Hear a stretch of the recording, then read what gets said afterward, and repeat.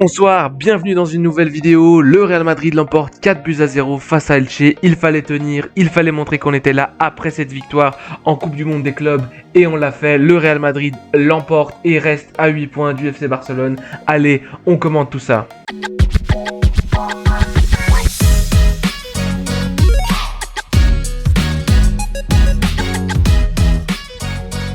Ancelotti a présenté un nouveau 11 de départ pour cette rencontre. Lunin est toujours au but en l'absence de Courtois, Carvajal en latéral droit, la paire de centraux Nacho Fernandez et Militao.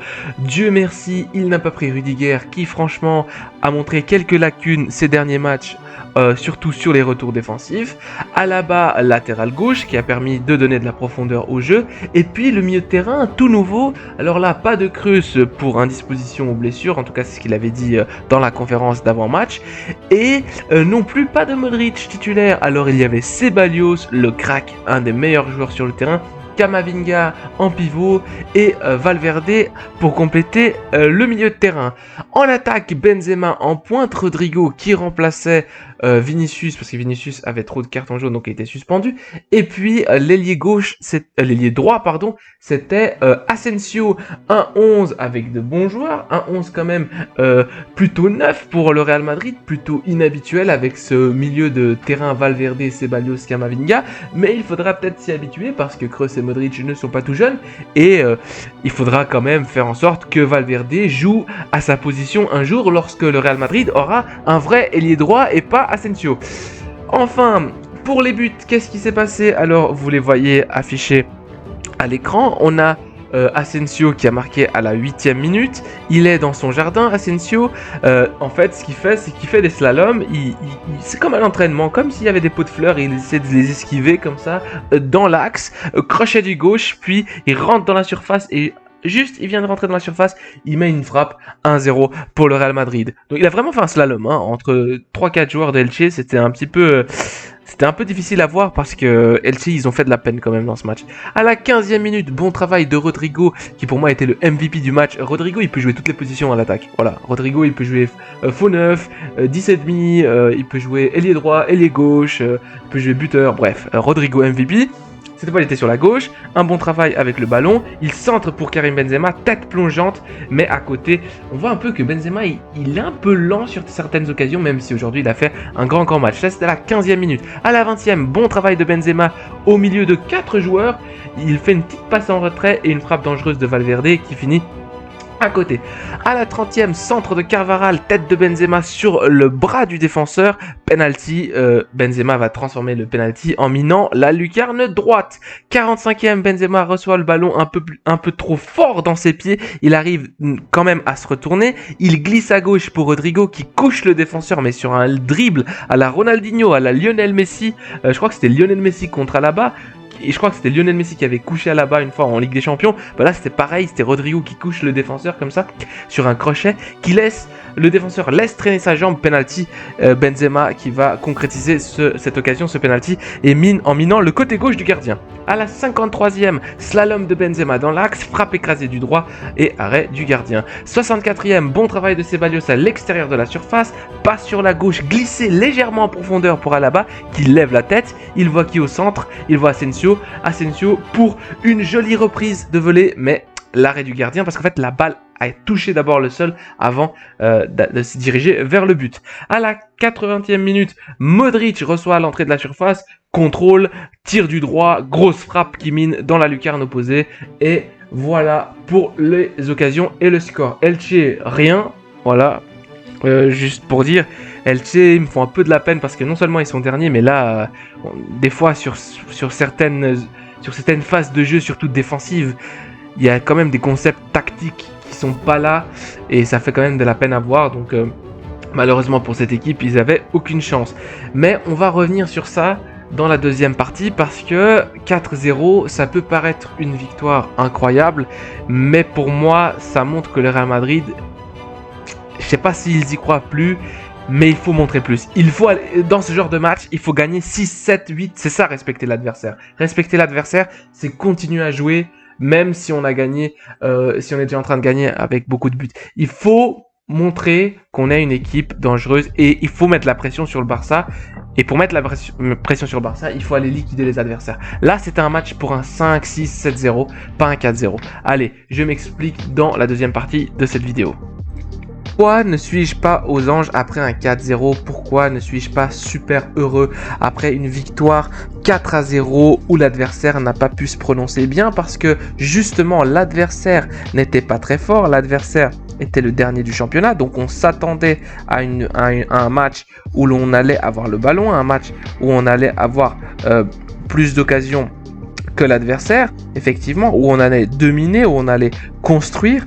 Et bien, malgré tout, le Real Madrid a fait 26 tirs, 13 tirs cadrés, 7 tirs hors cadre, 6 tirs bloqués par le gardien, mais seulement 4 grandes chances, et les 4 grandes chances, eh bien, c'est les 4 buts. Pour moi... Ah non, il y a encore eu 2 grosses chances loupées, c'était la frappe de Valverde et lorsque Benzema est tout seul face au gardien et qui fait une frappe écrasée. Mais justement, c'est ça qui m'énerve. Le Real Madrid a eu beaucoup d'occasions et il a gagné que 4-0. Et 4-0, franchement, c'est pas mal, mais c'est surtout dans l'attitude corporelle de certains joueurs. En fait, il y a des joueurs qui sont là, et ils savent dans leur tête que le match est facile, déjà quand il y a 1-0 à la 8e minute. Ça se sentait que le Real Madrid allait gagner avec beaucoup de buts d'avance. Mais vraiment, par exemple, si on regarde les buts, eh bien, on voit que 8e minute, ensuite 31e minute, 45e minute. Et là, le match, il n'y a plus de buts jusqu'à la minute 80, et c'est une frappe de l'extérieur de la surface de Modric. Ça veut dire que la deuxième mi-temps, en gros, jusqu'à cette minute où Modric marque, eh bien, on n'a plus vraiment d'occasion nette et on ne fait pas assez mal à l'adversaire. Et en ne faisant pas assez mal à l'adversaire, on n'est pas en train de le respecter. On n'est pas en train de montrer aux autres équipes qu'on peut détruire un adversaire et qu'on est imposant. Par exemple, si je regarde le match qu'on va avoir face à Liverpool, évidemment, c'est pas la même chose de gagner 4-0 que gagner par exemple aujourd'hui 7-0. Le prochain match, là tu rentres déjà dans une dynamique où l'adversaire va regarder tes matchs parce que tous les coachs font ça, ils regardent les matchs des adversaires et ils se disent là ils ont quand même, non seulement ils étaient en confiance, mais en plus ils ont mis 7 buts. On n'est pas une machine et c'est ça qui me... j'ai l'impression que certains joueurs manquent de... Par exemple, Benzema, il a fait un très bon match, Benzema. Il a eu beaucoup d'occasions, il était dans tous les bons coups, il a marqué les pénaltys, il en a provoqué des pénaltys, mais certains moments, il semblait un petit peu lent, et même dans son analyse, si j'essaie d'analyser son expression faciale à certains moments où il loupe, on dirait qu'il est fâché, mais qu'il n'est pas en colère contre lui-même, il n'a pas la rage de vaincre, un peu comme quand il n'avait pas encore le ballon d'or. Je ne sais pas si vous vous rappelez, quand il n'avait pas le ballon d'or et il loupait une occasion, il était vraiment beaucoup plus énervé, frustré contre lui-même. Et là, on retrouve pas ça. Asensio, voilà, il a marqué son but, il a fait un match cohérent, il a fait un bon match. Mais Asensio, il m'énerve, Asensio, dans son expression faciale. Il est là, ah non, mince, désolé, non, mince. Quand il loupe des trucs, quand il loupe une passe en profondeur, par exemple, à un moment du match, il regarde en l'air et il fait « Ah, désolé », il lève la main. Au lieu d'être fâché, au lieu d'être là... en fait, ils sont trop suffisants. Voilà, c'est ça le mot, suffisant, le Real Madrid. Et ça devrait pas être le cas. Le Real Madrid doit faire mieux. Et surtout, dans les matchs comme ça, voilà, on va pas non plus crier au scandale. C'est 4-0, c'est ce qu'il fallait faire. Mais j'espère qu'ils vont pas se contenter de juste marquer comme ça. Il faut proposer aussi, même dans le jeu, il y a certains moments, surtout avant la minute 30, où le Real Madrid combinait vraiment très bien, et là on voyait des trucs assez jolis au niveau du football. Et ensuite, à partir de la deuxième mi-temps, c'était plus des trucs, allez, je tente ici, et pas assez d'ambition d'aller vraiment faire mal et être effectif. Donc ça m'a un peu déplu. Parler plus spécifiquement de Rodrigo, tout simplement pour dire que Rodrigo doit être titulaire de cette équipe et que c'est là pour le coup plus que l'histoire du FC Barcelone là qui a fuité dans la presse avec cette histoire d'arbitre payé, vice-président, machin.